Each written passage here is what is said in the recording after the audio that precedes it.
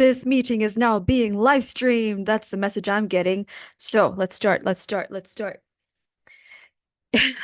I don't know what kind of meme this is from, but you know that meme that goes, more passion, more energy, more passion, more energy. I mean, it's literally so true. Like when there's something that we love to do, we don't really have to find the motivation to do it, right? We don't have to be like, oh, why do I have to wake up in the morning to do the thing I love the most? No, because the energy is there when there is passion. So I really need to find the origin of that meme, right? The more passion, more energy. Yeah, when Oh there's my. passion. Okay, it is me. It's me. I can see me now. Okay. That was just me checking to see if the live stream has indeed begun, and it has.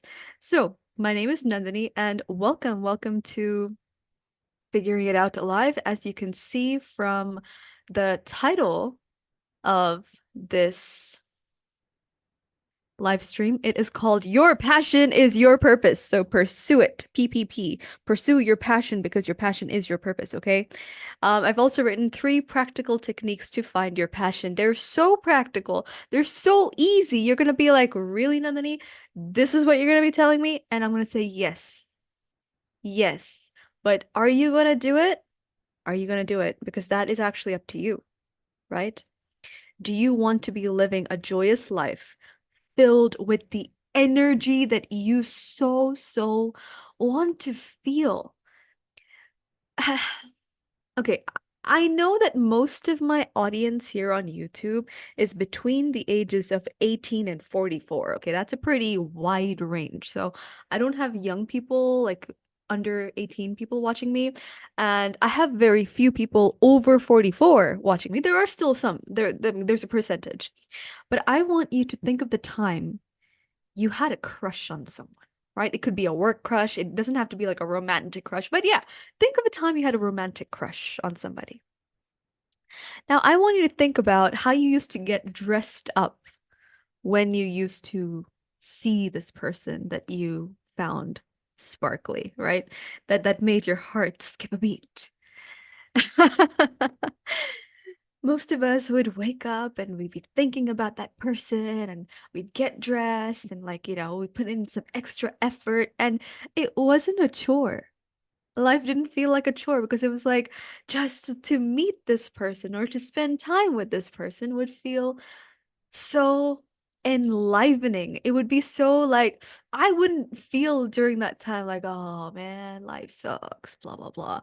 I mean, even if those things are there to the side, just like the energy that comes from liking, in this case, a person, but it doesn't have to be a person. You just have to pursue what you like. Now, oh man, the backlash to this. The backlash to this is Nandini. If that were the case, then everybody would just be a singer or an artist and nobody would do the important work that needs to be done. That is absolute trash. What if you think that way, you are so programmed by the Matrix. Remember, this is no bull crap Nandini talking right now. I'm going to give it to you straight. Stop that filth in your mind and get it out. That is absolutely not true. No matter what stage of life you're in, you still keep your house relatively clean. You still take a shower however often you take a shower, whether it's every day, every 2 days, whatever it is, you still take a shower, you still get dressed up. Those are what would be in your, if we were to compare it, those would be those essential tasks that nobody would want to do. That is absolutely, absolutely, absolutely, absolutely, absolutely, absolutely untrue. There are always people there to do different things. There are people who take pride in doing things. Just here on YouTube, like there are so many channels of people who fix other people's backyards for free, who help clean other people's houses that are hoarded messes for free. And that is genuinely their passion. And they're successful because they love it, or at least they're showing love for it. That love It cannot be faked in a sustained way. If if a person didn't enjoy doing that, like if they weren't getting some satisfaction out of it, it would be pretty easy to tell after a while. Their posts wouldn't be so consistent after a while, right? So remove the garbage that has told you that no, like that's only for privileged people, that only privileged people can pursue what they desire. That is the way that the masses have been controlled. The masses. I am one of the masses. You are one of the masses. I'm guessing I don't have many elite people watching this video, but if they are, great. Come join us. Join us in the masses, right? Sing the same truth, the same song of truth, and that is that what does a baby do when it's just starting to open its eyes, when it's just come out from being an embryo inside the body, and it comes out, it cries, it tries to open its eyes. I'm using the word it, but in this case it's a baby, it's a living thing, right? They, I don't want to call a baby a he or a she, they are opening their eyes, and it's a lot of stimuli. And then when the baby gets a little bit bigger, what does it want? It wants comfort. It cries until it can feel the comfort of being closed in, being close to the body of the person that the baby was literally inside minutes ago. That's when the baby calms down. We want to feel comfort.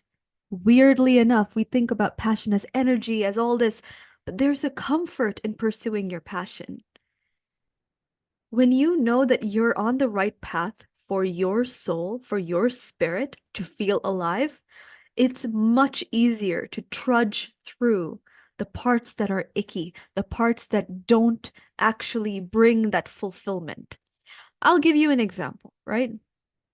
If there's a person who wants to become a writer, just a moment. I'm just checking the chat. Two people are watching. Hello, Joel Sam Johnson. Thank you for joining. Thank you for joining. So, let's say there's a person who really inside them they want to be a writer. Being a writer is one of the most sort of isolating, daunting, experiences that is filled with self-doubt. It's filled with worry and like, is this even worth it? I'm writing trash. I don't know what I'm writing. I've outlined things. It's a big task. You're literally creating a world in the book, or you're putting your world, your mind, your experiences into a book, or you're doing that for somebody else. It is heavy, right? But when that is somebody's true passion, and they feel aligned to it and they're honoring that passion inside them, they're willing to go through draft after draft. They're willing to type those words again and again. They're willing to take naps and wake up and see it with fresh eyes and use the inspiration from their dreams. All the parts of writing that book to an outsider would just be like, that's not a glamorous life. That is not the kind of life I want to be living. But for that person, each part is necessary, precious, and even the parts that suck can be can be gone through. They can be done because it's aligned with their true passion. Passion is it.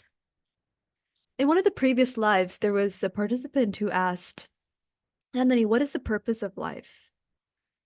And I said it very simply. I mean, this is not just me saying these words. The people that I follow say the same words. Your passion is just to make sure that you are doing things and feeling good. You just have to feel good. And that good feeling is not like the druggy, cheap dopamine hit of good feeling. The kind of good feeling I'm talking about is the feeling of everything being aligned and in balance and feeling like, you know what? I think what I'm doing in life is good. I think the person I am being right now is good. I think my choice was actually a right choice. It was a difficult choice. It was uncomfortable making that choice, but it was a pretty good choice. Not pretty good, that was the right choice. There's another person I know. They haven't asked me in this channel. They asked me personally, Nandini, how do we know when our decision is right?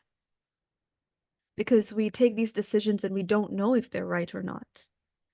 And for them, they're really, really in that constant anxiety zone of, I don't know if I'm doing this right, because they have been so criticized. They've internalized that criticism so much that they criticize themselves even before acting. They criticize their own thoughts. And it's such a debilitating state to live in, this crippling anxiety, because they're just worried that they may not be making the right choices. I'll tell you right now, the only way you know your choice is right or the choice is right is that it feels good to you. Now, here's where the sort of deeper part comes in. When I say it needs to feel good to you, we need to get a little deeper in and identify what is actually important to us. What and who. What and who is or are important to us. I'll tell you right now, if there's a person who has someone in their life who's very, very, very important to them, their happiness and their satisfaction certainly does depend on the happiness and satisfaction of that other person. That's a guarantee. Then there are people who are truly self-serving, right? So their good actions, their correct actions will only be correct based on what they value and who they value.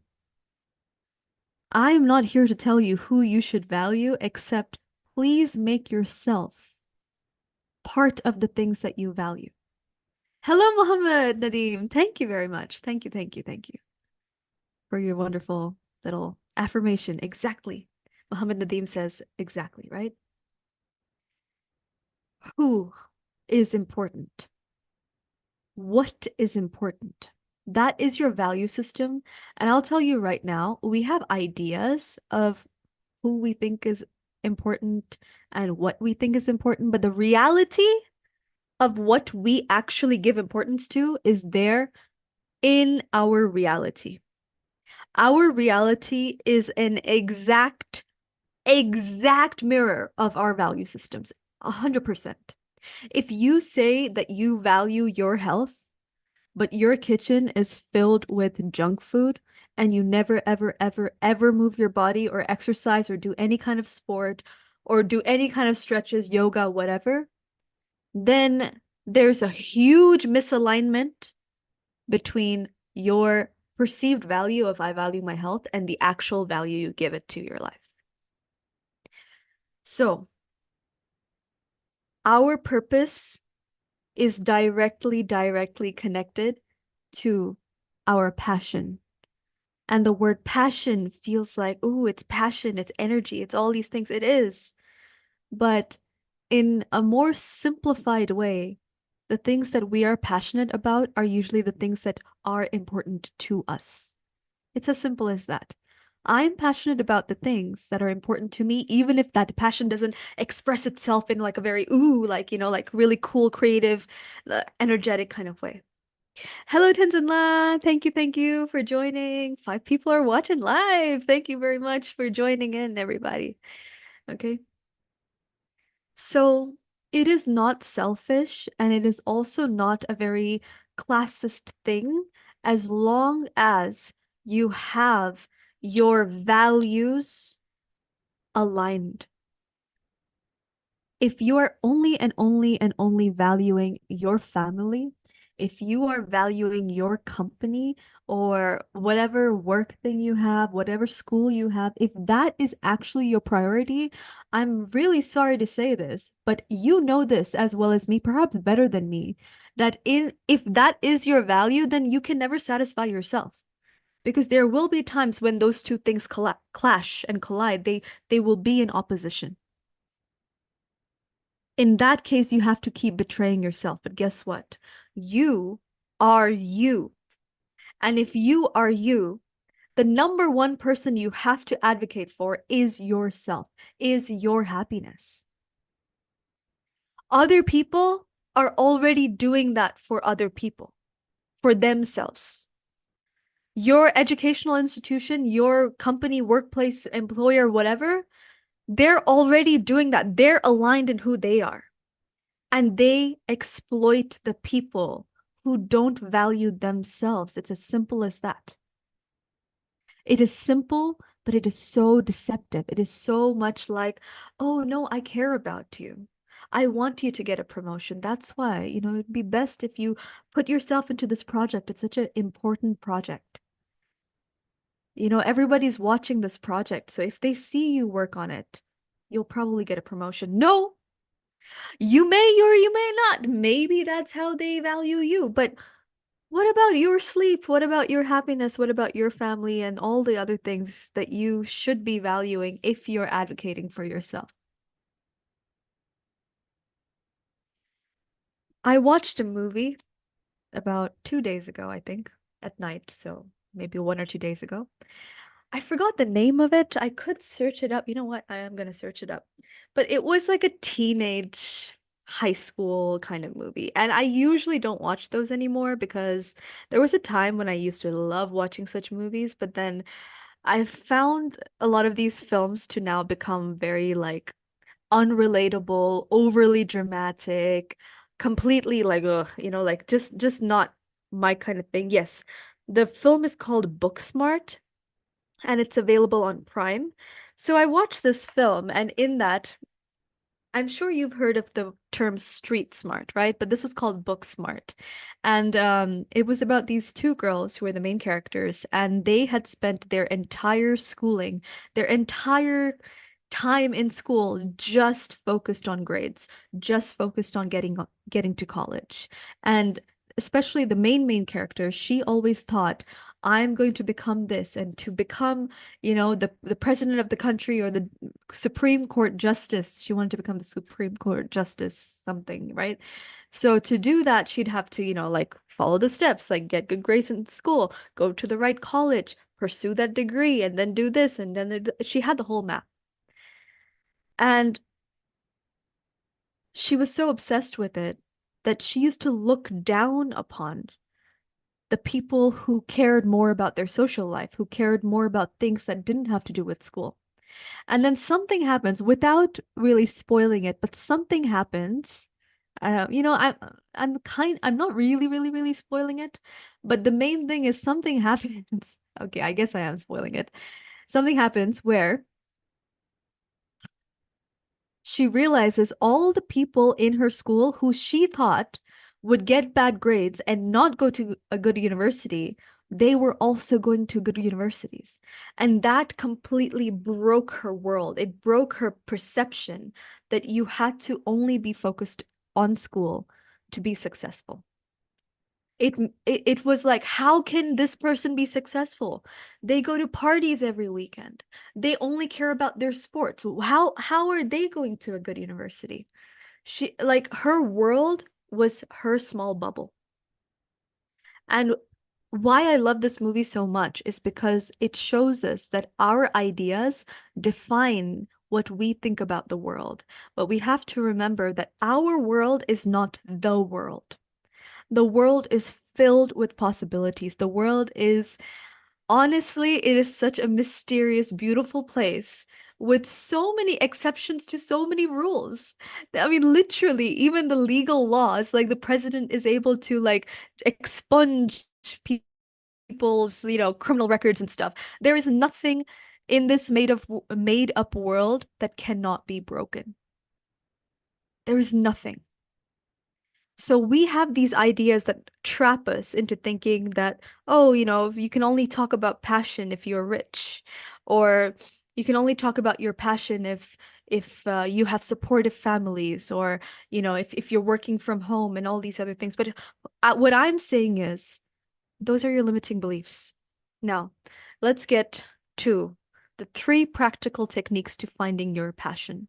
Over here, the word passion can be interchanged with interest. It's just the thing that makes you feel good doing. Okay? All you have to do, remember, is feel good in life. And and that feel good means feel satisfied, feel like you are on a path that is actually fulfilling to you. Fulfillment, that's it, right? Fulfillment. So, three practical techniques, and they're so simple. Technique number one, go back in your memory to your early childhood. Think about what you loved doing when you were not in school. What were those things you loved doing that you could do, as well as the things that you wanted to do but perhaps couldn't do? For me, I loved my home. There was like a, because I was so small, right? I was like, what, 4 or 5 years old, maybe.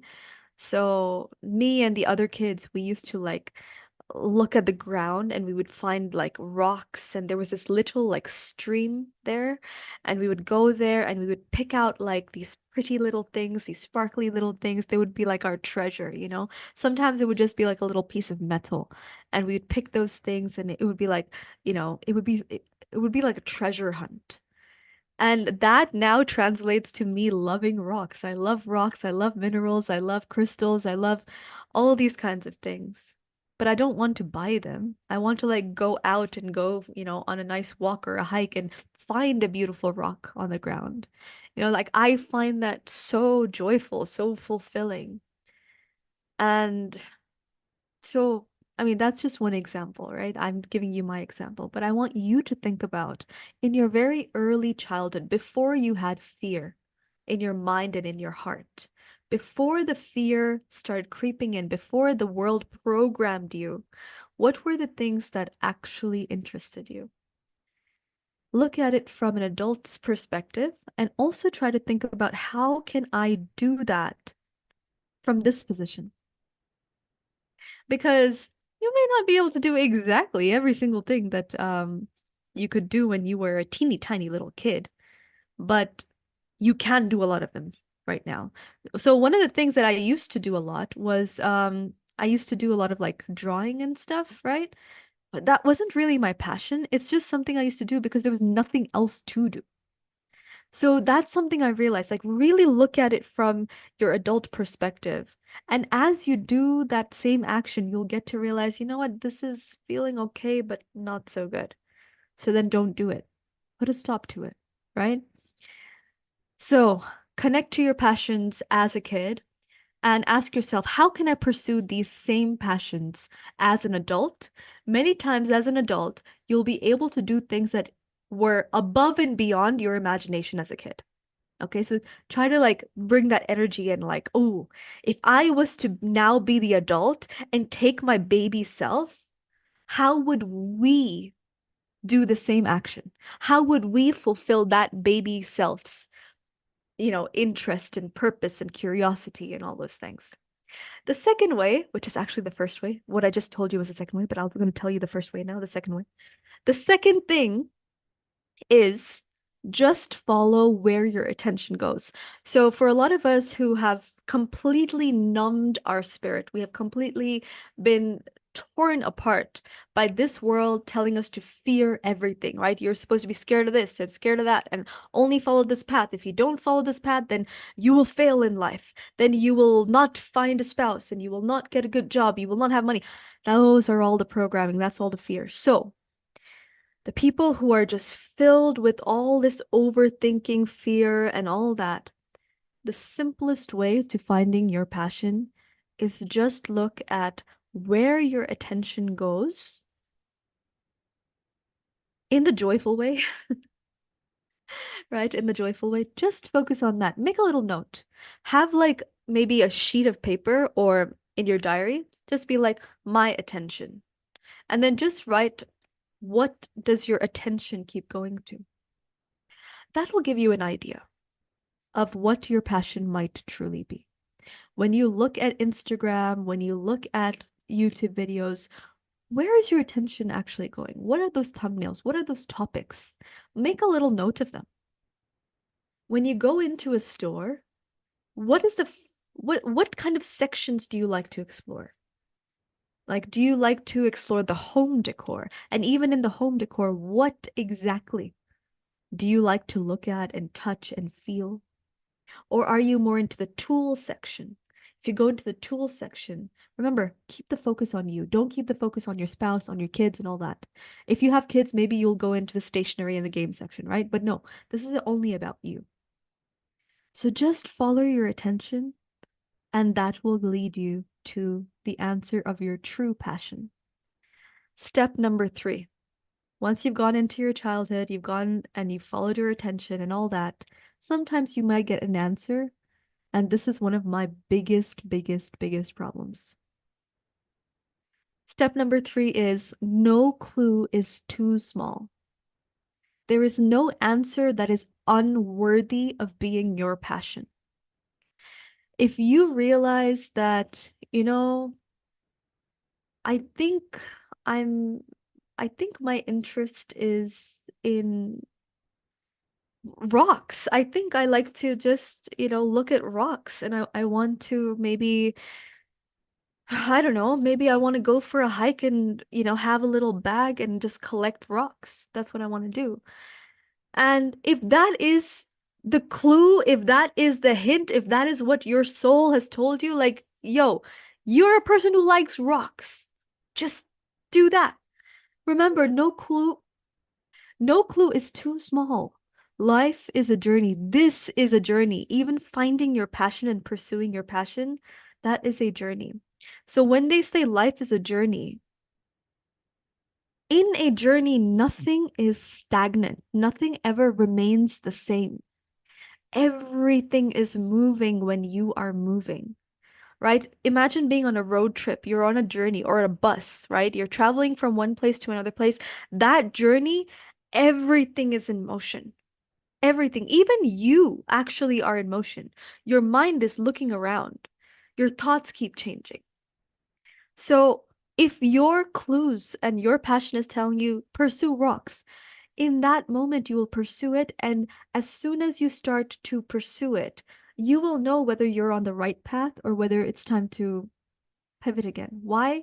Because of the feeling, right? It's just about your feelings.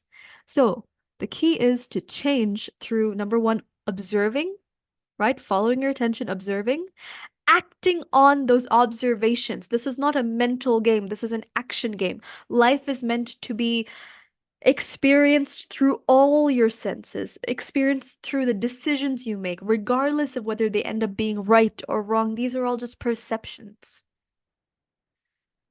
Observe, act. Once you act, see, do you feel fulfilled? If you feel fulfilled, keep doing it. And the moment you start feeling uncomfortable, stop and repeat the process. Once you start feeling uncomfortable, unfulfilled, it's time for you to start observing again. Where is your attention going? What is the next thing that your curiosity is going towards? This next thing will be the next step because nothing ever remains the same. So keep going, keep observing, keep taking action and feeling good. And if you don't feel good, change. Keep going, keep growing. Whether you're going upwards, whether you're growing downwards, sideways, anyway, it's just all life. And life is just meant to be experienced. All right, so that is pretty much all I wanted to say today. I hope you're having a brilliant evening time whenever you're watching this, whether you watched it live or the replay afterwards. I'm sending you lots and lots of love, and I wish you the best of luck as you just try to observe, even if it's just like, what are my values and what is my reality? That in itself is a very good act, like, exercise that people do with their clients. I'm a life coach, right? I'm a mindset coach. This is one of the most important exercises that can actually show us the gap between the reality that we have right now and the reality we want to have. Okay? All right. Take care, everybody. Have a great evening, and I will see you in the next one. My name is Nandini. Please subscribe. I am 1 subscriber away from 500. Just one. It'll be awesome if you do. Okay, thank you. Bye-bye. See ya.